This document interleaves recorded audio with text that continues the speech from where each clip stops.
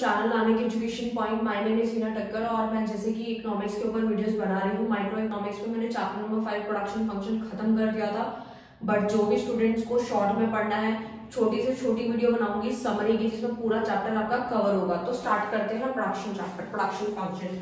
सबसे पहले डिजाइन से स्टार्ट करते हैं। प्रोडक्शन आप नोट डाउन कर लेना पूरा वीडियो खत्म होने के बाद, ठीक है? नहीं तो स्क्रीनशॉट ले लेना। प्रोडक्शन का मतलब क्या होता है स्टूडेंट? प्रोडक्शन का सिंपल सा मीनिंग होता है जब कोई चीज रॉ मटेरियल से फिनिश प्रोडक्ट में बदलती है, उसे हम प्रोडक्शन कहते हैं। बट जो मैंने डिफाइन लिखी है उसके अकॉर्डिंग है कि ट्रांसफॉर्मेशन होता है इनपुट से आउटपुट में। जैसे कि फॉर एग्जांपल मार्कर, ये मार्कर को बनाने के लिए क्या क्या चाहिए? लैंड, लेबर, कैपिटल चाहिए होगी और साथ में इसका रॉ मटेरियल चाहिए होगा। जैसे कि रॉ मटेरियल में क्या हो गया? इंक हो गई, बॉडी हो गई, ये सारी चीजें चाहिए होंगी।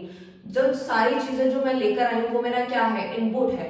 जब ये बन के पूरा मार्कर तैयार हो गया वो क्या है? आउटपुट है। तो इनपुट से आउटपुट में चेंज होने को ही हम प्रोडक्शन कहते हैं।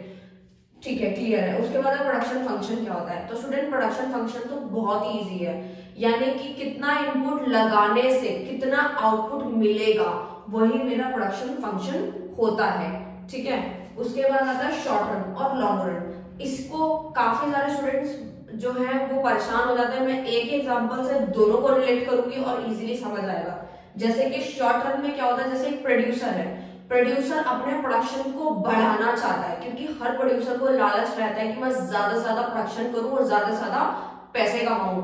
तो प्रोड्यूसर को अगर शॉर्ट रन में पैसे कमाने हैं तो वो कैसे कमाएगा? मतलब अगर प्रोड्यूसर को ज्यादा से ज्यादा प्रोडक्शन करना है शॉर्ट रन में तो क्या चीज बढ़ा सकता है? तो शॉर्ट रन में वो रॉ मटेरियल को बढ़ा सकता है, ठीक है, और लेबर को बढ़ा सकता है। तो शॉर्ट रन ऐसा ही पीरियड होता है जिसके अंदर जो है output can be change by changing only variable factor, और वेरिएबल फैक्टर के चेंज होने से होता है। जैसे रॉ मटेरियल को बढ़ा सकते हैं, लेबर को बढ़ा दिया, वो शॉर्ट रन होता है। लॉन्ग रन में सारे फैक्टर प्रोडक्शन को चेंज किया जा सकता है। जैसे कि न्यू मशीनरी ला सकते हैं, फैक्ट्री के साइज को बढ़ा सकते हैं, ठीक है। ये वाला काम सिर्फ लॉन्ग रन में हो सकता है, शॉर्ट रन में नहीं हो सकता। क्योंकि लॉन्ग रन में क्योंकि मशीनरी को नई मशीनरी को लाना और फैक्ट्री के साइज को चेंज करने के लिए बहुत ज्यादा टाइम पीरियड चाहिए होता है, इसीलिए लॉन्ग रन से इसको याद रखना। और शॉर्ट रन में जैसे कि आप रॉ मटेरियल को फटाफट से चेंज कर सकते हो, बढ़ा सकते हो, कम कर सकते हो और लेबर को भी बढ़ा सकते हो, तो वो आपका शॉर्ट रन है। उसके बाद आता है variable factor and fix factor. तो स्टूडेंट समझ लेते हैं वेरिएबल फैक्टर क्या होते हैं। वेरिएबल फैक्टर वो होते हैं जो कि शॉर्ट रन में चेंज किए जा सकते हैं, जो कि हमने अभी समझा। शॉर्ट रन में क्या चेंज हो सकता है? वही फिर से लेबर भी चेंज किया जा सकता है, रॉ मटेरियल भी चेंज किया जा सकता है, तो वो हमारा वेरिएबल फैक्टर हो जाएगा। या आप डिफाइन नोट कर सकते हैं। फिर आता है fix factor. Fix factor refers to the factor which can not be change in the short run, जो कि शॉर्ट रन में चेंज नहीं किए जा सकते। जैसे कि बिल्डिंग और मशीनरी, बिल्डिंग और मशीनरी को आप चेंज नहीं कर सकते शॉर्ट टर्म में, वो आप फिक्स फैक्टर में ही कर सकते हो, क्योंकि ये फिक्स फैक्टर है, ये जल्दी से चेंज नहीं किए जा सकते। जैसे कि मैं बताती हूँ, अगर एक प्रोड्यूसर को मशीनरी पे काम कर रहे हैं, वो उन्होंने मशीन लगा रखी है और उनको मशीन अच्छी नहीं लग रही, तो क्या वो शॉर्ट टर्म में चेंज कर सकते हैं इसको? तो वो नहीं कर सकते। तो वही चीज है, फिक्स फैक्टर वही होते हैं जो कि आपके चेंज नहीं होते शॉर्ट रन में, और ये शॉर्ट रन में चेंज हो सकते हैं। इसीलिए आप एक चीज यहाँ लिख लीजिए, जो शॉर्ट में चेंज हो सकते हैं वो वेरिएबल फैक्टर, जो शॉर्ट में चेंज नहीं हो सकते वो हमारे फिक्स फैक्टर होते हैं। आई होप आप समझ गए होंगे। जल्दी से हम प्रोडक्ट समझ लेते हैं कि प्रोडक्ट 3 पार्ट्स में डिवाइडेड है। टीएम रूल जो है फिर से फॉलो हो रहा है। टीपी यानी टोटल प्रोडक्ट, एपी मतलब एवरेज प्रोडक्ट, एमपी मतलब मार्जिनल प्रोडक्ट। टोटल का मतलब भी पता है, एवरेज का मतलब पता है आप लोगों को, और मार्जिनल का मतलब भी पता है। नहीं पता तो कोई दिक्कत नहीं है, फॉर्मूले के साथ फॉर्मूले भी लिख दिए, मीनिंग भी समझा देती हूँ, सारे न्यूमेरिकल सॉल्व हो जाएंगे। टोटल प्रोडक्ट एक ही एग्जांपल से तीनों को रिलेट करती हूँ मैं। जैसे कि 10 लेबर ने मिलकर 60 केजी ऑफ राइस का प्रोडक्शन किया, ठीक है। तो जो 60 केजी है वही मेरा क्या है? टोटल प्रोडक्ट हो जाएगा। आप कॉपी में नोट डाउन कर सकते हैं। टोटल प्रोडक्ट का फॉर्मूला होता है average product into variable factor, ठीक है। आई होप आपको क्लियर हो गया होगा कि टोटल प्रोडक्ट क्या होता है। उसी एग्जांपल को आगे एवरेज प्रोडक्ट से समझते हैं। एवरेज प्रोडक्ट का फॉर्मूला होता है टीपी अपॉन एन, एन मतलब वेरिएबल फैक्टर। टोटल कितने का प्रोडक्शन किया था मिलके? 10 लेबर ने 60 केजी का। टोटल लेबर कितने थे? 10 थे। दोनों को डिवाइड देंगे तो 6 केजी निकल जाएगा।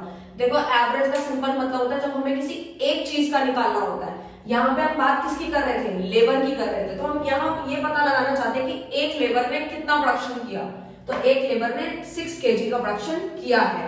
और हमेशा एक चीज निकालने के लिए हमेशा हम लोग डिवाइड ही करते हैं, ठीक है। और जब हमें ज्यादा का निकालना होता है तो हम मल्टीप्लाई करते हैं, जैसे कि टोटल प्रोडक्ट में किया। तो इससे भी आप याद रख सकते हैं।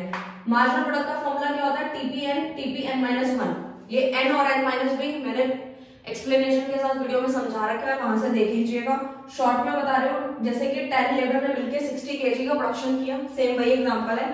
और प्रोडक्शन जो प्रोड्यूसर था उसने एक लेबर और बुला लिया प्रोडक्शन करने के लिए, तो 11 लेबर हो गए। तो जब एक लेबर और आ गया तो टोटल प्रोडक्शन हुआ था 67 kg का, ठीक है। तो अब पता कैसे चलेगा, एक के आने की वजह से कितना प्रोडक्शन बढ़ा है। तो माइनस कर देंगे नीचे से ऊपर, 67 को 60 में से माइनस कर दो, 7 kg मार्जिनल प्रोडक्ट है, यानी कि एक लेबर के आने की वजह से 7 kg का प्रोडक्शन जो है वो बढ़ गया है।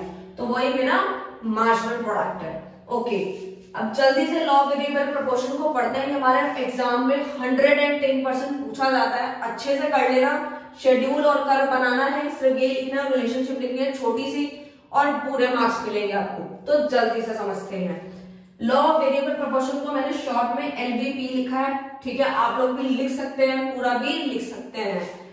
LVP यानी law of variable proportion state that as we increase and quantity of only one input keeping other input fixed, यानी कि आप एक इनपुट को बढ़ाएंगे और दूसरे को फिक्स रखेंगे। जैसे कि लैंड हमेशा फिक्स रहेगी जिसपे आप प्रोडक्शन करेंगे, ठीक है, यानी कि प्रोड्यूसर जिसपे प्रोडक्शन करेगा। लेबर को आप बढ़ा सकते हैं, डेफिनेटली बढ़ा सकते हैं। तो तभी बोला कि जो टीपी है पहले इंक्रीजिंग रेट से बढ़ेगा, फिर डिक्रीजिंग रेट से बढ़ेगा, और एक ऐसी स्टेज आ जाएगी जिसपे वो नेगेटिव रेट पे एमपी चला जाएगा। तो हम, अगर आपको समझ नहीं आया तो टेंशन मत लो, शेड्यूल के समझोगे तो डिफाइन भी अपने आप क्लियर हो जाएगी। फिक्स फैक्टर सेम ही है, लैंड, ठीक है। फिक्स फैक्टर क्या होता है, लैंड होता है, एंड वेरिएबल फैक्टर को हमने लेबर लिया है, ठीक है। लैंड फिक्स फैक्टर यानी लैंड हमारी फिक्स्ड है, लेबर को हम बढ़ा रहे हैं। टीपी और एमपी का फॉर्मूला वहां लिखा है, यही लगाना है, वही लगा देना, निकल जाएगा। जल्दी से इसके टॉपिक को समझ लेते हैं कि लॉ ऑफ वेरिएबल प्रोपोर्शन में हमें क्या समझाना चाहता है।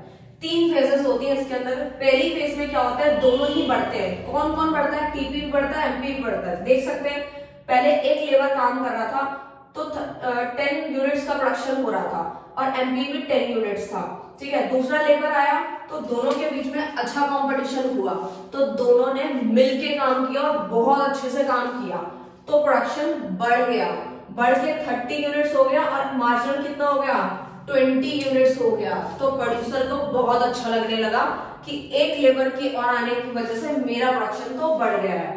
तो प्रोड्यूसर को लालच आने लगा, तो वो धीरे धीरे करके अपने लेबर को बढ़ाता रहा। बढ़ाते बढ़ाते एक टाइम ऐसा आ गया कि हमारा जो टीपी है वो धीरे धीरे करके कम होने लगा, ठीक है। मतलब जितना प्रोडक्शन पहले वो दे रहा था अब उससे कम हो गया। ये सारे सोल्यूशन इसका मैं एक ही बता देती हूँ, ठीक है, क्योंकि समरी है, शॉर्ट में बताऊंगी। अगर बहुत अच्छे से समझना चाहते हो तो ऑलरेडी वीडियो अपलोड है प्रोडक्शन फंक्शन की, पूरा एक्सप्लेनेशन है, वो देख लेना।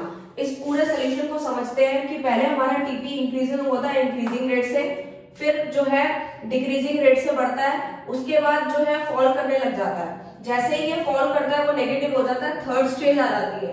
पहली स्टेज में टीपी बढ़ता है, एमपी भी बढ़ता है, दूसरी स्टेज में टीपी बढ़ता है, एमपी कम हो जाता है। टीपी जैसे ही कम होगा एमपी नेगेटिव हो जाएगा। यही चीज आप कर्व के अंदर एमपी का और टीपी के कर्व में चीज देख रहे हैं। शॉर्ट में समझ लो ऐसा क्यों होता है, ये इसीलिए होता है क्योंकि देखो लैंड हमारी फिक्स रहती है, लेबर को बढ़ाते जाएंगे तो लैंड और लेबर के बीच में कोऑर्डिनेशन बिगड़ने लगता है, यानी कि लेबर जो होते हैं एक दूसरे पे डिपेंड होने लग जाते हैं। जब ज्यादा लेबर होते जाएंगे तो वो दूसरे लेबर को भी डिस्टर्ब करेंगे और प्रोडक्शन लेवल एक टाइम पे आके नेगेटिव तक चला जाएगा, जिसकी वजह से हमें लॉ ऑफ वेरिएबल प्रोपोर्शन पढ़ाया जा रहा है, ठीक है। ये शॉर्ट में मैंने आपको बता दिया है, कर्व भी समझ आ गया होगा। जल्दी से रिलेशनशिप को देख लेते हैं। टीपी और एमपी का रिलेशनशिप वही है, सेम है, सेम यही शेड्यूल बना के आना और ये रिलेशनशिप लिखकर आ जाना, पूरे मार्क्स मिल जाएंगे। और कर्व भी बना देना, एक ही में भी बना सकते हो टीपी और एमपी का। मैंने लॉ ऑफ वेरिएबल प्रोपोर्शन को अलग से समझा दिया था। देखो टीपी बढ़ेगा पहले, फिर एमपी फॉल करेगा। टीपी मैक्सिमम जहां पे होगा वहां एमपी 0 हो जाता है, जहां टीपी फॉल होता है वहां एमपी नेगेटिव हो जाता है। तो ये टॉपिक पूरा क्लियर हो गया होगा समरी का। मैंने पूरा चैप्टर कंप्लीट कर दिया है इस वीडियो के अंदर। तो पूरा पढ़ लेना, नोट्स बना लेना। All the best for future students. Thank you so much.